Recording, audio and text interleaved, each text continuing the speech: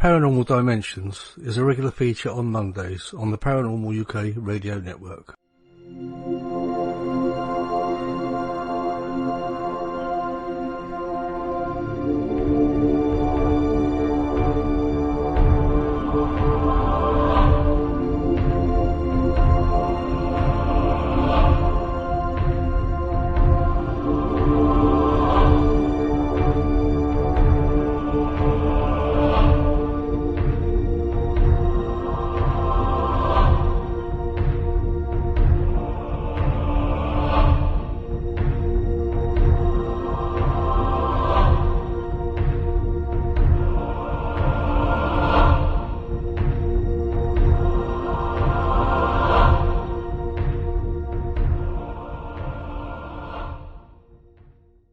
This is Sasha Christie, and you're listening to the Paranormal UK Radio Network, the UK's biggest paranormal network.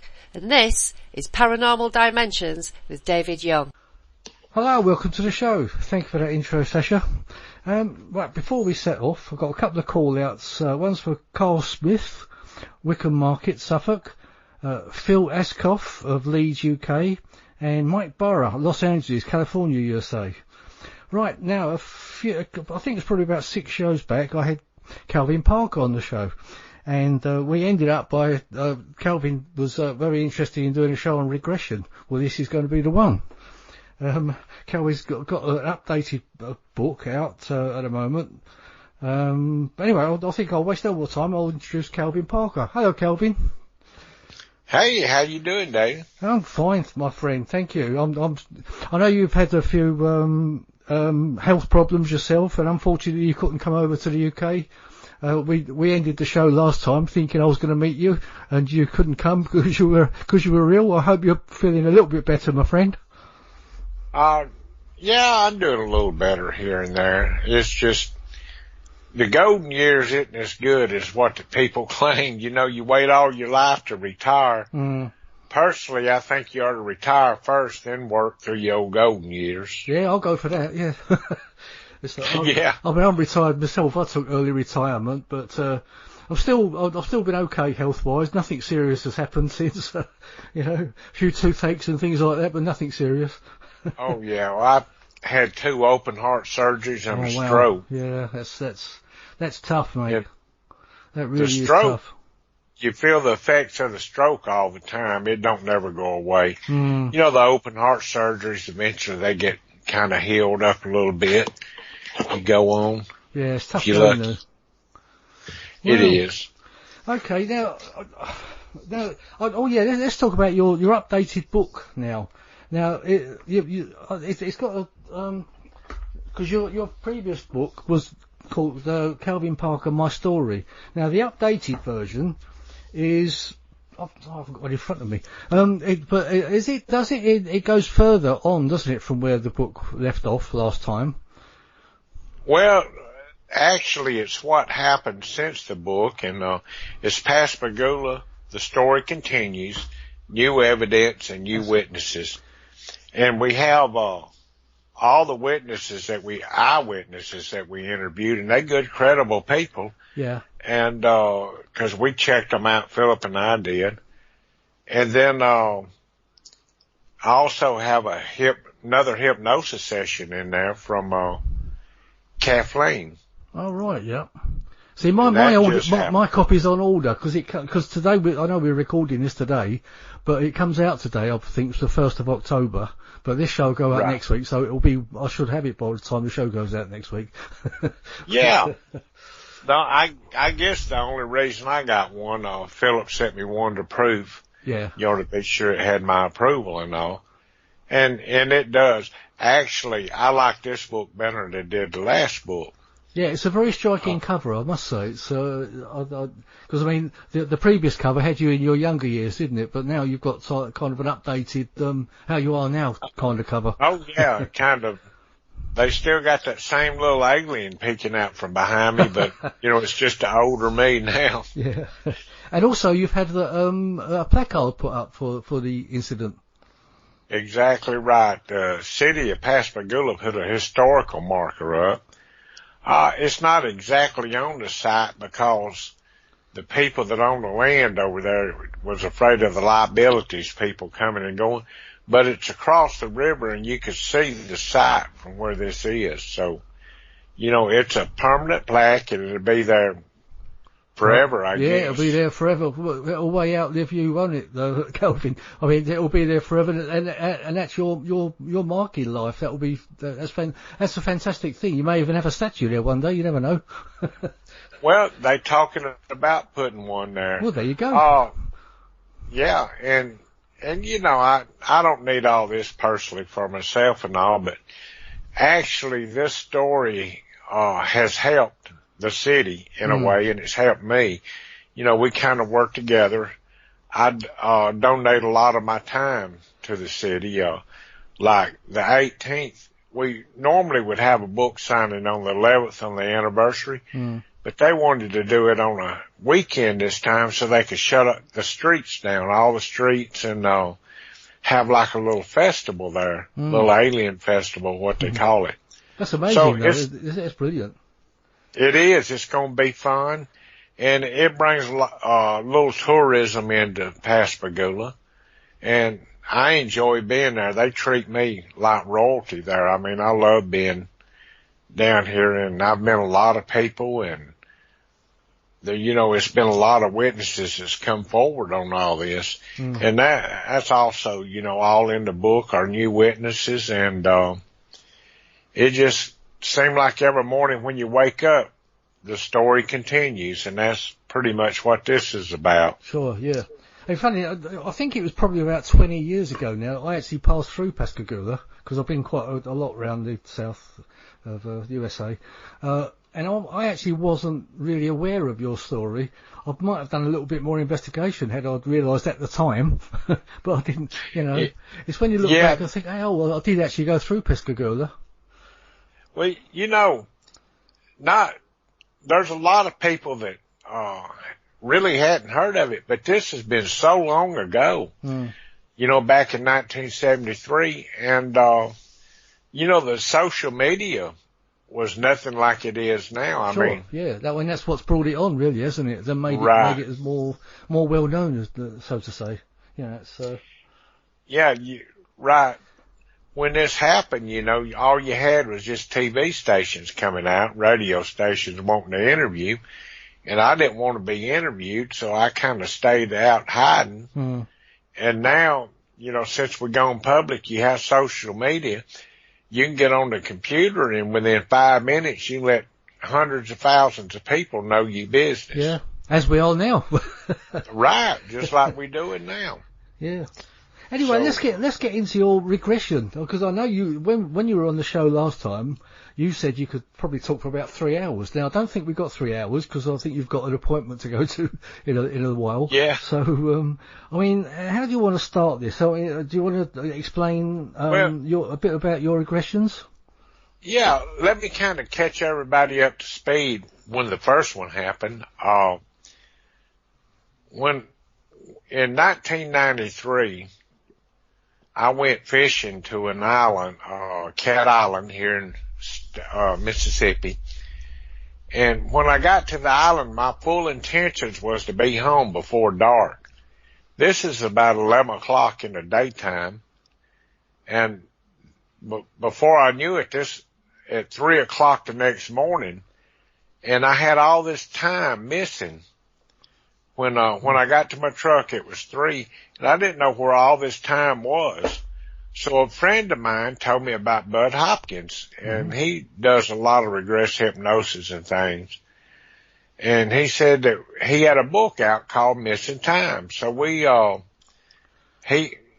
this was the next day in 93, and he said, let's ride to Florida. He's in a conference there, and we'll see if you can talk to him. Well, I agreed, but I still wanted to stay under the radar at this time. And I said, well, you know, Bud Hopkins probably don't know who I am, probably don't care, but I would like to talk to him about this missing time if he's available and can. Of course, we went to the conference, and I made my friend get out because I didn't want to go in out of fear of being recognized. And I didn't think nobody would, but you never know. And he told Bud Hopkins that there's a Calvin Parker that needs to talk to him. So Bud said, yeah, I want to talk to him. I've been wanting to talk to him. Why don't y'all go to my room and I'll be up there in just a few minutes. And sure enough, good to his word, he showed up and we introduced ourselves. And Bud had just done this book about missing time on Debbie or somebody, Debbie Jordan or somebody. And he said, yeah, I'm familiar with missing time. He said, let me do some regress hypnosis on you if you don't mind. I said, well, okay, Bud, I don't mind. I don't know you. I don't trust you because I don't know you. And I didn't. Not at the time. I had no idea who he was or how trustworthy he was. I said, look, I have a friend here, and there's a ball bat in the trunk of my car. If you make me look stupid in any way or put anything in my head that's not supposed to be there, I'm going to let him take that ball bat, beat you across the head with it, and hand it to me and leave. Yeah. So Bud said, okay, he agreed to go ahead under them terms, but I also made my two friends stay in the room there. So he regressed me back to start with in 1973 to see if we could pull any details, any minor details out that I might have slipped or forgot about or not remembered or didn't want to remember. So when we went back in 73, you know, I did remember a few things, such as the tag number on the car, somebody that was over there parking, and just picked up a little few odd and end things. And then he went to 93, to this time where I was on the lake, in the ocean fishing. And so he went all the way from 73 to 93. Now I didn't understand all of them to start with because Bud roped all of them into one hypnosis. He didn't split it out like Kathleen did this last time. I underwent a 3-hour session this last time, and she took the incident in 73 and split it up different. Then she took the one in 93 and split it up different. But to get back to Bud's, he regressed me back. And what had happened, now he put a post-hypnotic suggestion in my head that I wouldn't remember this until it was time for me to remember. Then I could remember it all. Now how that all works, I don't know. You know, I didn't think he could hypnotize me. And it seemed like when he started, I was there probably 5 minutes and got bored and just woke up and went on back home. But when Philip and I was doing this book the last time, I had mentioned to Philip that Bud Hopkins hypnotized me. And well, Philip, I guess light bulbs went off. Well, I know Bud. Bud's passed away now. See, I didn't even know Bud had died. But he always kept good records. So he said, do you mind if I try to get a hold of the records? So he called Dr. Jacobs. And Dr. Jacobs had them and called me and said, will it be okay to turn these records over to Philip? I said, sure.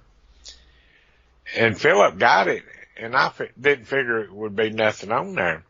But I got in and I started, when he transcribed it out, at the end he sent it to me, and I read about 2 pages of it, and I realized I had been hypnotized. So I just kind of shut everything down right then. Went out and told my wife, I said, you're not going to believe this, but that guy I thought was crazy hypnotized me. And he actually worked.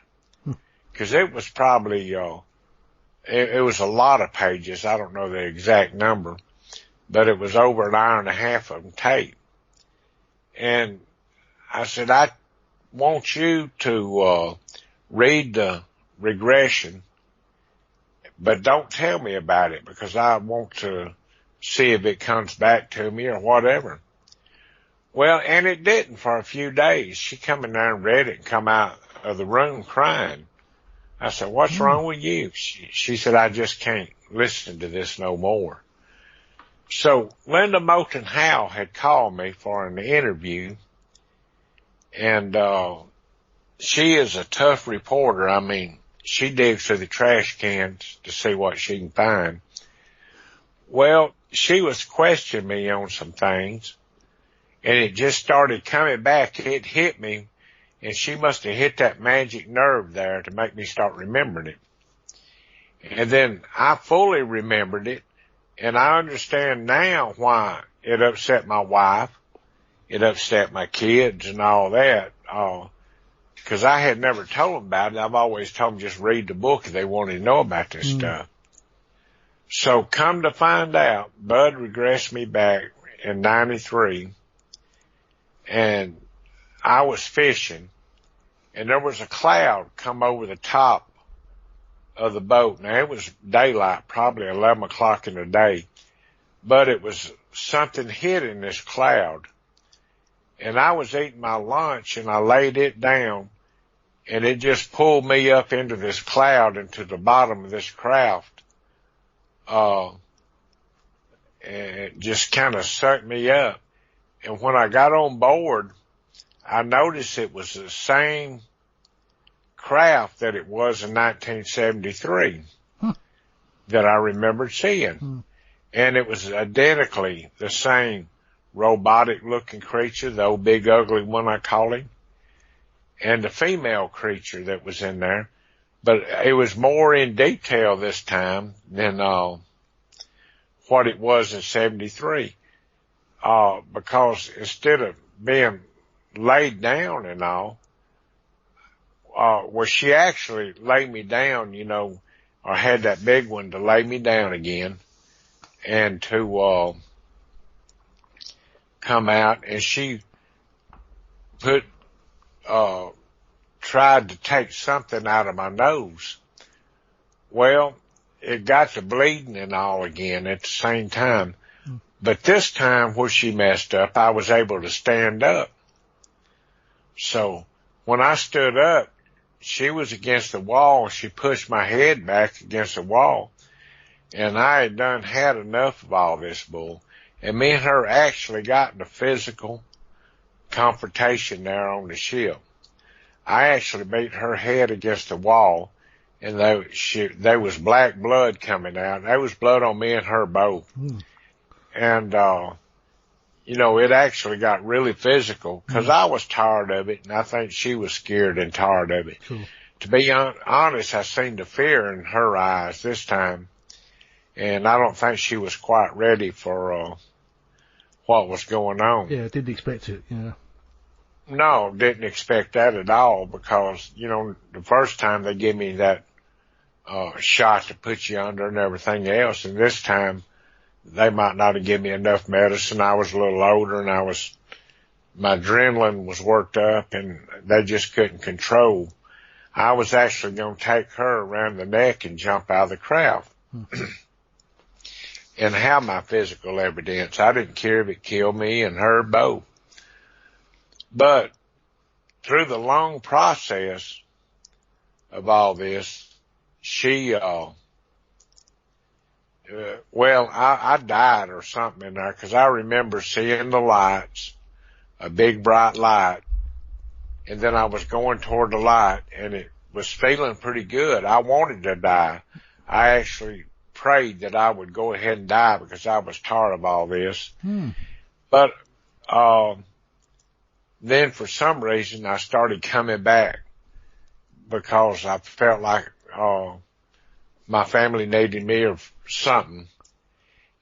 And so when I was coming back and all, got back into my body, I had noticed on my hand where they had laid me back on the table and made a mark in my hand, and they was pumping this blood out, and it was hitting the floor and putting some kind of blood back into me. Well, I wanted to remember all this and just to take my time and to remember everything. but I wanted to go back through a hypnosis again, and that's where Kathleen came in, and this hypnosis sessions in this new book that we got. Mm. So we went through a 3-hour session, and she didn't lead me into, Bud would kind of lead me a little bit. But on this next one, she didn't lead me. We was fact hunting, just trying to figure out what was going on.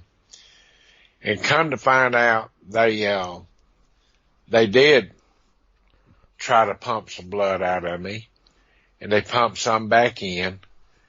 And I did actually almost die on there.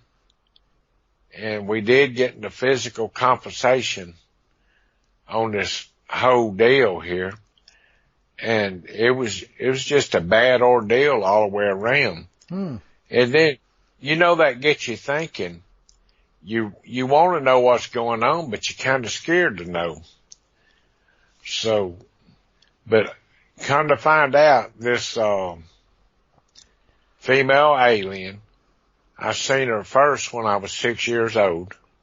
And I didn't realize that. I just thought it was my brother's imagination, because my brother's the one that told me there's a ghost blowing in your ear. Well, we seen her when she was 6. And then one day we was sitting in the windows at the back of the house. We had a bedroom. And looking out the window, there was a big snake eating a frog out there. And we noticed a female walking down the fence line. And she turned and looked, and when she looked at us, you could see through her face. She didn't have a face at this time. And, she had on blue clothes, but no face or anything. Well, that was the first time that we seen her.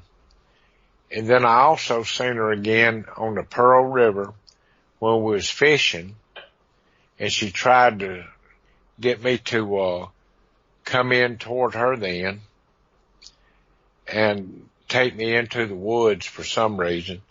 But Charles Hickson was there then. We was all fishing together, and they called us to come back. So there was a lot of facts that I learned through this second hypnosis here. But I had been, seen her on several different occasions. Now, 93 was actually the last time that I had seen her, that I know of. And according to what Kathleen found out, that was pretty much it. But when we went into it, we found out more about what she looked like, what she was dressed like. I'm actually trying to get a artist now to do an art composure thing. And just see where it goes from there. But all this is in the new book coming up, and that's why that I like this new book a lot better than I did the last one. Yeah. The last thing was just we also mentioned that Philip, that you mentioned, is Philip Mantle, isn't it? He's one of the UK's top researchers. Sorry, I interrupted you. Yes, but, sir. Just to clarify that. Right. And to me, I picked, the last book was put together. I really didn't have my heart into it. I wanted to tell my story. But now that I've got out and started talking to people and going to these different conferences and all, the story's still the same, but it's so much more information in this book that's coming out now than than what was in that first one. And it's important as well. Yeah. Right. And but you have to read the first one to get into this one, because it don't go back and repeat a story or nothing. It don't have all these newspaper clippings. Philip put them in last time to show how much press that the story got and all. Yeah, I at first I thought this was like an updated version, but it's actually a whole new book, isn't it? It's it's a brand new book. It's complete different subject matters in it. Yeah. And now what it does do, it gets into more detail on a lot of different things, than what was in that first book. Like I say, my heart really wasn't in that first one. I was all kind of up in the air about if I even should do one then. Yeah. I know you said you felt pressurized to do it, didn't you? Really, but I did. But on this hypnosis stuff, I found out a lot of details and a lot of facts, and they're also in the book. I think it's probably 100 pages where Kathleen went down and hypnotized me. That's Betty Hill's niece. Yeah, I've had her on the show. Yeah, she's a lovely lady. Oh, she is. I never knew her, but I got to trusting her. We went to a conference in Phoenix, Arizona. So I got to trusting Kathleen there, and that's when I said, well, if anybody's going to do this, she seems really professional, and she was really professional. I would ask her to do it. So we made arrangements when I got back to Mississippi from the Arizona for her to come. What I might have to do is try and get her back on the show to tell her, to tell us about your regression. That may well be an interesting show for for the future. Yeah, that would be a great show from her. From her, because she don't leave no details out and all. She's real professional about everything. So, it would be a great show for her to come on and do that.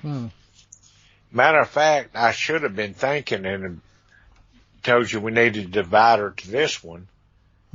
And she could get into a lot of details also. Because me being sick and all, it's been really hard getting caught up. And ever since I've been home from that conference, it's been one thing right after another. Do you feel your sicknesses may have been brought on by your experiences? Maybe. I'm sure they did that hadn't helped nothing, because if you worry about something enough, you eventually get sick over it. But it could have possibly been, but I don't know. I even thought about asking the doctor about it, and I got an idea of what's wrong, but I have the final results in this week or probably today. And it does weigh on your mind a little bit, because you don't know if something happens, you don't know how your family's going to survive. As far as me, if I died right now, it wouldn't bother me a whole lot, because I'm ready to go. But then I would be, if I could have a conscious memory, I'd be worried about my family and all making it. So it's a catch-21 situation. Yeah. Well, I hope you'll be with us for quite a while yet, Calvin. I believe I will.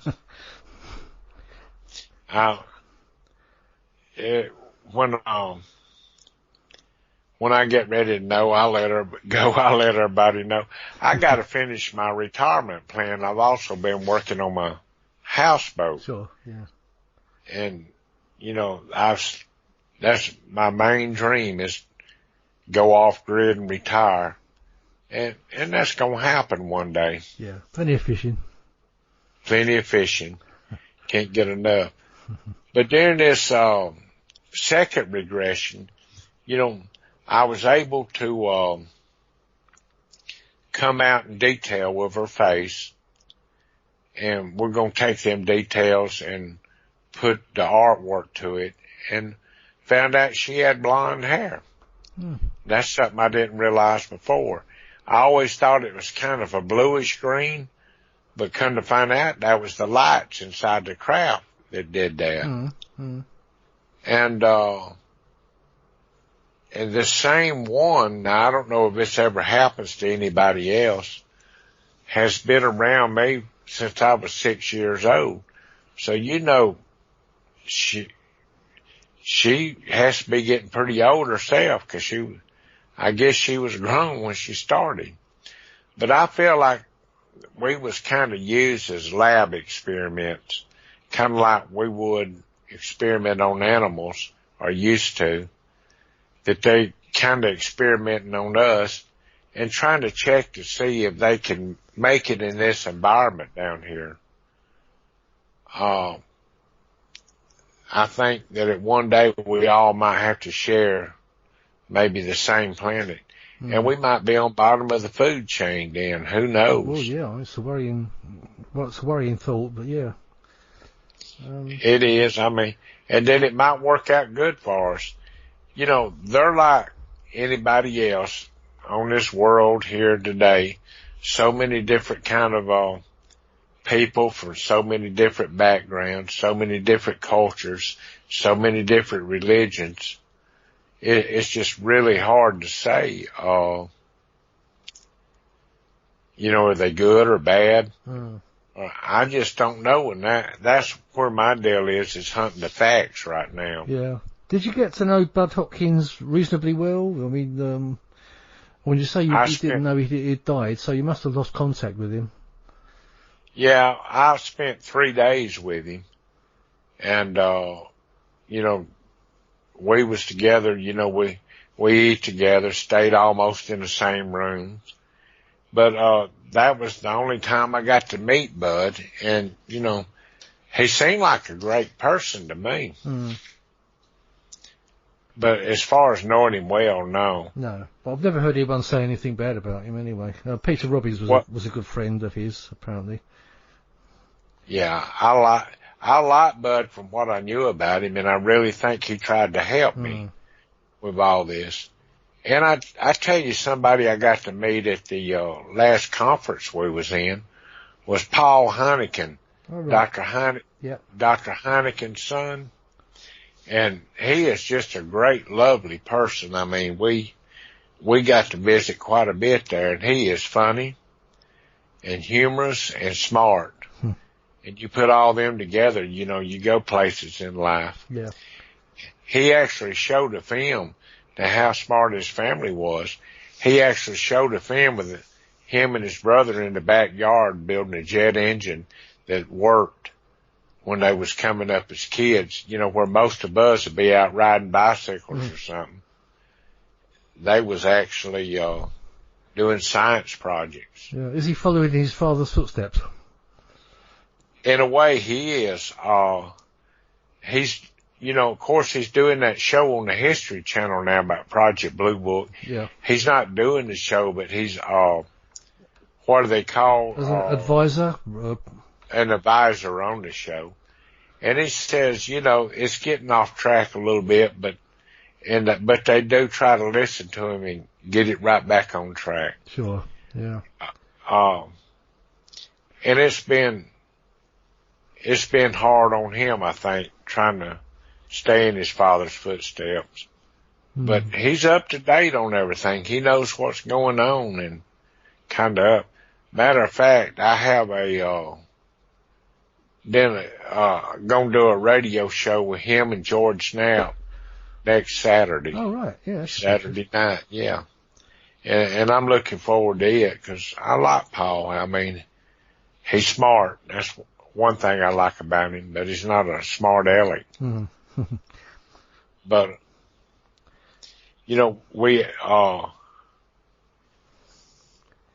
also, in the new book here, talked about, Philip Klass. You know, I had a skirmish with him one time, and, we go into that. But the hypnosis, I just thought when we did this first interview, I just thought that was really something. But as so much of it come out, I really hadn't took it all in yet in this second book. I mean, it's just pages of a 3-hour session. Yeah. It's, when I ask you questions about regression, I mean, it does interest me. But, how do you know if someone, I mean, I don't know, you may not know, but do you actually remember much about your regression afterwards? How do you feel? Was it? The first time when Bud did it, I didn't remember a thing about it till it all started coming back. Right. So you listen to the recording type of thing, do you? Right. So on the one that Kathleen did just here a couple of weeks ago, of course she recorded it. But I was fully conscious on all everything that, went on, and she placed it in my memory and it stays there. But I could just remember a little more details. And it helps in that way. I never figured I would be one that could be hypnotized. Matter of fact, I didn't think nobody could really be hypnotized, but that's not true. It actually works. So, are there ways of telling if someone's actually pretending to be hypnotized? Do you know? I'm sure it is, but I'm sure they can tell, if they train real good. And, she, was laying there and told me, and normally I can't lay still too long in one place. And 3 hours is just astronomical, a long time for me to lay still and not have to, scratch my face or something like that. So, she could tell. Yeah, and this is all without any kind of drugs or anything, isn't it? Oh yeah, yeah. She didn't use any kind of drugs or nothing, and she was trained by a forensic crew to do this. And she reads your body language to tell if you're telling the truth or not. Also, she could talk to you in 5 minutes, tell you what words you lie about, and she like a polygraph test. She can, she'll tell you to lie to her and, or something, or no, she didn't tell me, but she reads body language and things like that. I mean, she's good at what she does. Yeah, there must be some kind of a test to know that if you're under or not, I'm sure. Yeah. I'm sure it is too. But like anything else, of course, I don't know how anybody beats a polygraph test, but they say there's people that can beat them. Yeah, well, I think if you're a liar, I think if you're a liar normally, I think you can actually beat a polygraph test. It depends on what conditions the test is taken under, whether you're on drugs and all sorts of things. There's so many caveats, parts to a polygraph test that it needs to be carried out under strict supervision, really. Right. I mean, I do know of quite a liar who's passed the polygraph test, so. Yeah, I think if you really believe what you're telling, then, you can sail through it, but you gotta you can't just sit there and listen to some spontaneous questions and answer them. No, but then also you need to know what the questions were. I mean, on this particular instance, we don't even know what the questions were, so when someone passes a polygraph test, you need to know what the questions were as well. But yeah, I mean, as far as when you go into a regressive state, is it like being in a dream, or I mean, are dreams very similar to being in regression? I don't know. It may be a silly question, but because I can't think of where else your mind can sort of go, apart from a dream state or. Well, to me, I noticed in the transcripts, that you could hear noises in the background and all, but she blocked me from hearing them noises, and I couldn't hear a thing. Now, I could hear her voice, but she had put a suggestion in my head that I wouldn't be able to hear all this other noise and things. And it apparently worked because I didn't hear nothing. Then she had told me when I got up, said, you're not going to be worried about nothing. You're not going to let nothing upset you and all. And I remember her saying that. And then when I came out, I could tell, it did work. There's no doubt about it. But, I'm like you. I think you just lay there and you concentrate hard enough on what she's saying. She's not trying to lead you. And we was trying to, get facts out, like the color of the clothes, the color of this girl's hair, the size, the facial features, and all that did come out, and I remembered it when I got up. So, I'm strongly convinced it works because I doubted so much that it would when I went into all this. But it did work. Yeah, I must say, I'd like to do a regression myself. I did try it once with somebody, but I couldn't, because they talk about going like through a corridor and opening doors and things, and I just couldn't get. I just couldn't go fully under. It's whether it was me or the person doing it, I don't know. It could have been a little bit of both. Now, I do know that if you don't want to be hypnotized, I don't believe they could hypnotize you. I really don't. Yeah, maybe there's some sort of a barrier you put up, yeah. Yeah, that's true. Now, in my case, I really wanted to be because I wanted these facts to come out. Yeah. And then I underwent 2 different ones with 2 different peoples. We got some facts out of the first one. We got a lot of facts out of the second one. And, I found out that this was a female alien. She talked in a female's voice. She actually had blonde hair.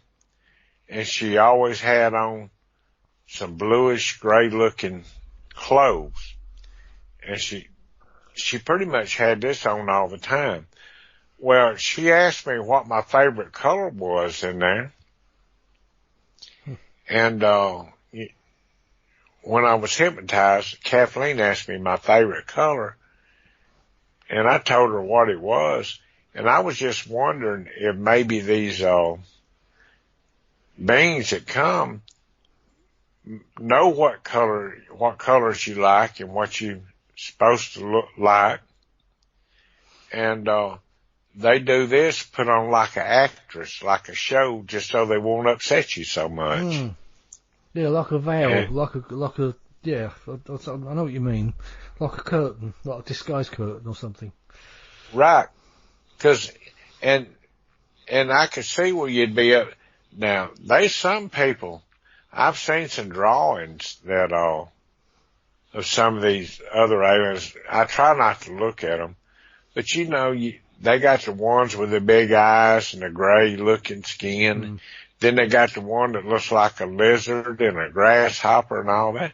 Now, I don't see how that relaxes anybody seeing something like that. There are the tall blonde ones as well, though. The Nordics, they call them, aren't they? Yeah, I think so. And this was the color of the one that had abducted me, was blonde. And I really don't think they meant to do a whole lot of harm. But, meaning to or not, they did. So I don't agree with something taking you like that.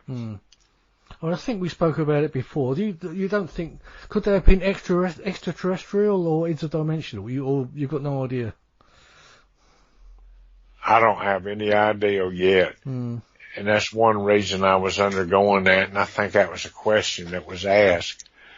But, it just straight out, she'd ask me something, I'd either remember it or I wouldn't. Then we'd investigate a little bit deeper into the facts. We'd pull something out. But I really think that these are probably travel now interdimensional where it used to be. I think used to they'd have to get in a craft and come see you like that. But now I don't think they need one. They just got it all figured out. They show up about, cause, regardless of what people say, you don't hear of too many, abductions anymore, or, especially in the crafts and all. I mean, it's some abductions going on. You do get quite a lot of missing people, though, all the time. The people do disappear off the face of the earth and never heard from again. So it makes you wonder if some of those are not alien abductions and they just don't come back. I'm sure they are. And I've had people tell me, well, I wish that had happened to me. I'd just go with them. Well, I don't think it'd be that easy for me just to give up my life here and go with them No. wherever they go. Or I wouldn't do it. Period. They'd have to kill me and take me on their own. Because in one sense, I feel like they're evil, but in another sense, I don't feel like they're evil. I feel like, if they could help us, they probably would. But on the other hand, I don't know, you get to thinking, well, why do they come down here and manhandle somebody? And I've actually heard of, I was on a show the other night and this woman said she got pregnant by one and all.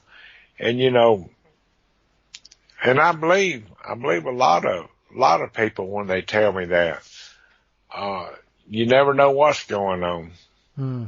Well, it's still against your will, isn't it? Whatever happens, whether they're being gentle about it or not, it's still against your what you want.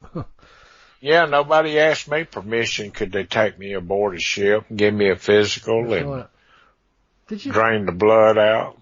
In your regressions, did you get much more memory about the bigger creatures that you saw?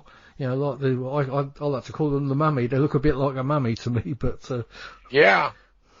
Well, it's still along the same thing. We talked about. I still really do feel like they're robotic, and the face. Before I didn't remember the face, but now I remember what Charlie was talking about. There were little antennas. Sticking out, and I think that was to communicate with them, Will. But I didn't see no nose or ears or nothing like that, just little antennas sticking out. Or maybe they were antennas to communicate with each other, weren't it? Or perhaps whoever's controlling them as well. I'm sure it is, and I'm almost sure that maybe on this craft that, there was just one being that really come, like the doctor or whatever she was. But she bought these robots with her to guide the machine and do all the work and, fill in the gaps. Yeah. Did you get any more detail about the ship itself under Regression? No, I didn't. I do remember the table that was laid on. It was clear like glass. But it was not glass. It was like a beautiful crystal looking stuff. I mean, that when I seen it in my mind, that was one of the prettiest tables I've ever seen in my life. But like an examination table. And I think they had it where it would catch body fluids or anything else and just take them away when I was on there. Cause I remember my hand was bleeding to start with. And it was laying inside the table and the blood wasn't getting there. Then it flopped over to the side of the table and that's when it started hitting the floor. I could actually sit there and hear my blood drop out of my hand and splatter on the floor. So, but the ship, I'd give anything to remember seeing, control panels or the rest of the ship. But I do remember that there was, another room that was next to this and that they seemed like they was peeking out a window at me. And there was more than one in there. Now I remember seeing or sensing, not seeing, but sensing there was more going on in that other room. And like I say, maybe it was like an examination and they, just curious to see what was happening. Yeah, you had no idea about how large. Did you feel that the ship was quite a large ship? I felt like it was large, and I know one thing. I was hunting a door in '93. I was trying to find a door to get out of it and all. You couldn't see no doors or anything in there. I don't know how they opened up. And then when they knocked me out again, I guess they took me back out the same way they brought me up.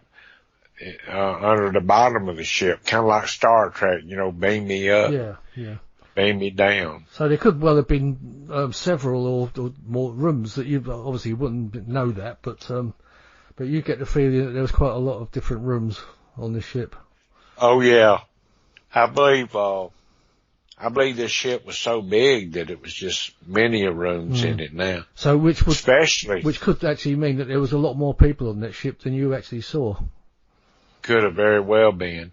'Cause when I was laying on the boat and she was asking me about it, and I remember a cloud being around where it just looked like a cloud up there. But under the bottom of the cloud, you could see this ship, and it was large, in that cloud and all. Now, how they got down and not been detected with radar or something like that, I don't know. 'Cause we was close to Keesler. They got that big radar base there in the airport. So I don't know any of that, but I do remember a cloud being around it where you couldn't see the ship itself. And then, you could see the bottom of it when that little bright light come out and pull me up into that beam. I could kind of tell, the ship was big. Yeah, sure. Do you get dreams about it still, Calvin? I don't know if I asked you that before. I may well have done. No, I never really think about it when I guess one reason I talk about it so much since this book's been out, there's no telling how many times that, I've told that story and talked to people and had interviews about it and all. But, used to I might have dreamed about it some, but now I never think about it because I live it, I guess. There's probably dreams you don't remember anyway, probably. I don't remember half of mine. Oh, yeah. But, I mean, you'll be telling this story quite a few more times after this anyway, won't you? Oh, yeah. Yeah, I'll be telling it for a while now with this new book coming out. I'm sure this is going to be it already is. Yeah. I already have October and November booked up solid every day. That's good. I hope you get a chance to come over to the UK with that story too. That would be nice. I'm looking forward, and maybe next year, I'll be able to make that trip. It would have been hard this year under the. I think everyone felt sorry that they didn't see you, but of course your health comes first, and everyone understood that. It's just one of those things, isn't it? Yeah, to be honest, I had a catheter in with a bag strapped to my leg, and it'd be hard to get on a plane and fly with that. Yeah, sure. Yeah, not pleasant anyway, is it? Yeah. No, it's not pleasant. It wasn't even pleasant being here at home with it. Yeah, sure. Yeah. But anyway, I'm sure everyone wishes you all the best, Calvin. Anyway, with your new book that's come out, what was the title? It's called The Story Continues, is it? Pascagoula, The Story Continues, New Evidence and New Witnesses. Yeah. Calvin Parker. I'll make sure I'll put a link to that with the cover and everything on the Paranormal Dimensions page. Really, is there anything else you want to tell us about for anything? Or I know you're off to a doctor's appointment at the moment soon, aren't you? Yeah, it won't be long. I'm going to go get my blood work, and maybe all that'll work out right. To be honest, I hadn't been myself all day today. I've been kind of thinking about that, and I had a bad headache, and I don't know, it just hadn't been one of the spot-on deals today. Yeah, it's 1 degree under, as we call it over here. Oh, yeah. Is that what y'all call it? Matter of fact, how's the weather over there? Oh, it's awful. Basically, we've had a lot of rain this summer. Oh, really? Yeah, it's not. I mean, we've had some hot days as well, but today's been not very good. It's been raining a lot, but it's still warm. It's still warm and it's still warm and clammy here, but it's not 105 though. It's probably about 65 or something. It's pretty warm here. Yeah, I know. Mississippi always gets warm, doesn't it? It does. Warm and sweaty, I remember it. Yeah. And then, normally October, it tries to start cooling down a little bit. That's like, in 73, when I went through this, I remember the moon. It was a harvest-looking moon. The moon's always bright through October. It gets dark earlier. It's dark around 5 o'clock here. Yeah, it gets a bit like that here, and it's dark in the mornings as well. Oh, yeah. That night the moon was so bright, though, I don't understand why more people didn't see it than what they did.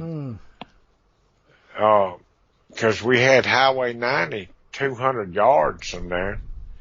We had that bridge tender, but he was asleep. They proved that. But you know, the one question that I asked Paul Heine about his dad, I said, look, you know, this was 1973. This thing happened, it was probably 11 o'clock before we left the sheriff's department in 73. Your dad was sitting down there at 6:30 the next morning. And now I don't know where he come from, but how did he do that in 73? I mean, and that's one thing that's been bothering me. How did that man get down there that fast? Because back in, you know, it's just hard to book a flight and get in there. Yeah, and also for the news to get through as well. Yeah.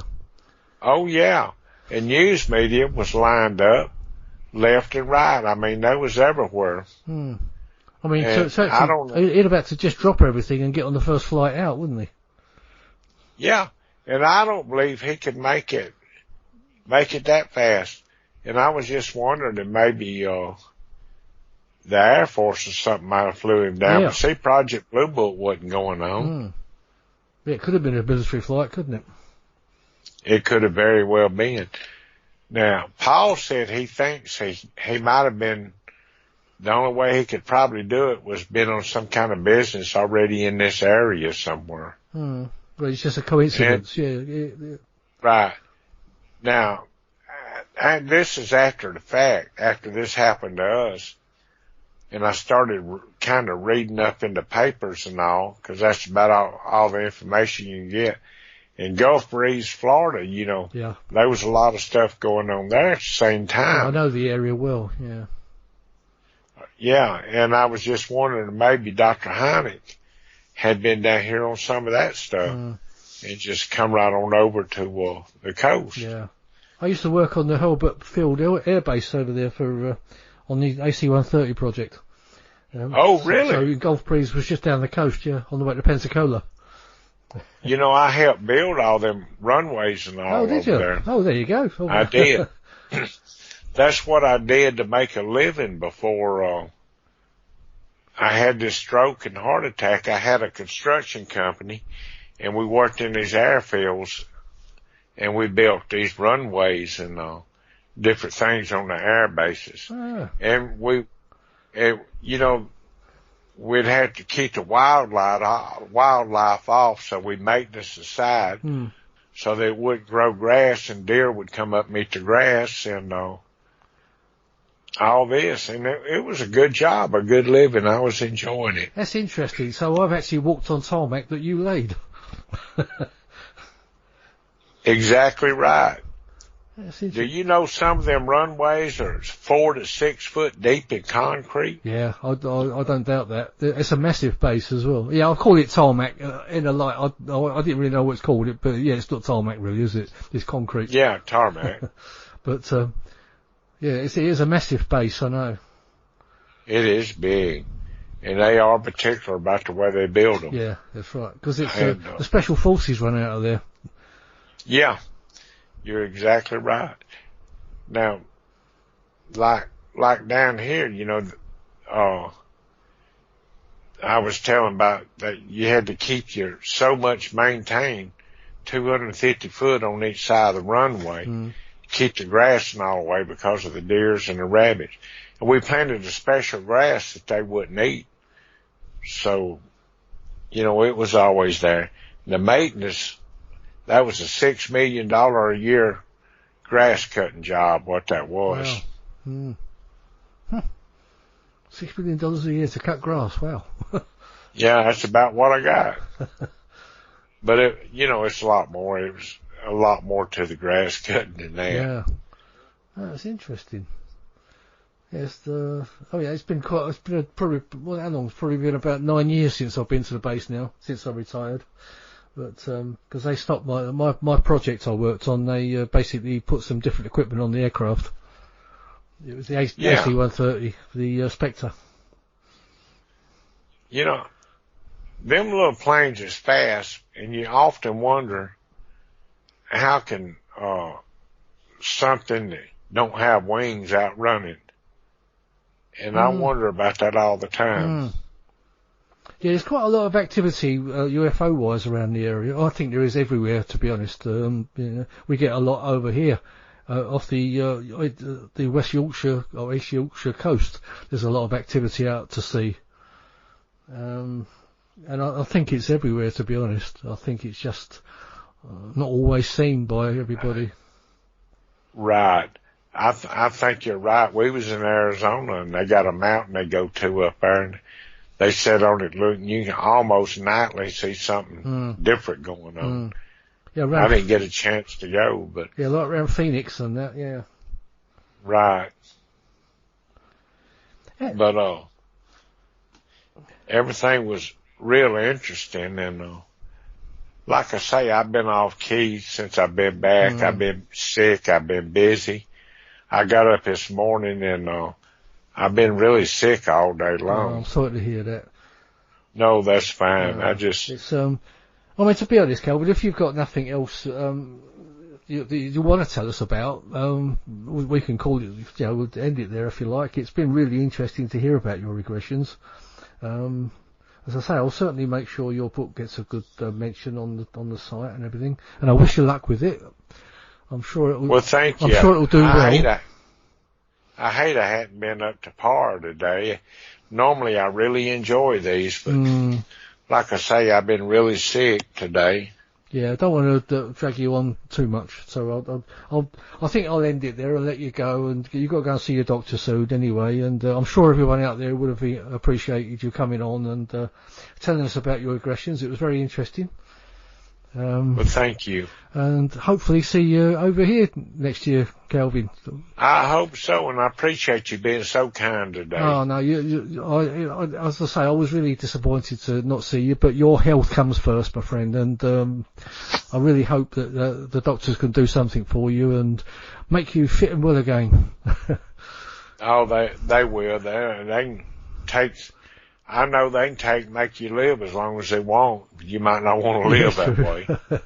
Anyway, say goodbye, Calvin, and thank you ever so much for coming on. And I won't say entertaining us, but keeping us strapped to our chairs with interest is, I think, is the way to say it. So, well, thank you. Yeah, I wish you all the best, Calvin. Take care of yourself, my friend.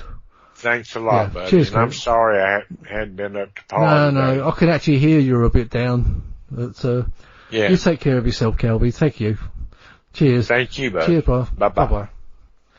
Okay, so just after this show with Calvin, I got in touch with Kathleen Marden, and she's agreed to come back onto this show in a week or two's time. So, watch out for that one. You've been listening to Paranormal Dimensions. I'm David Young, and this is the Paranormal UK Radio Network. Please tune in again next week.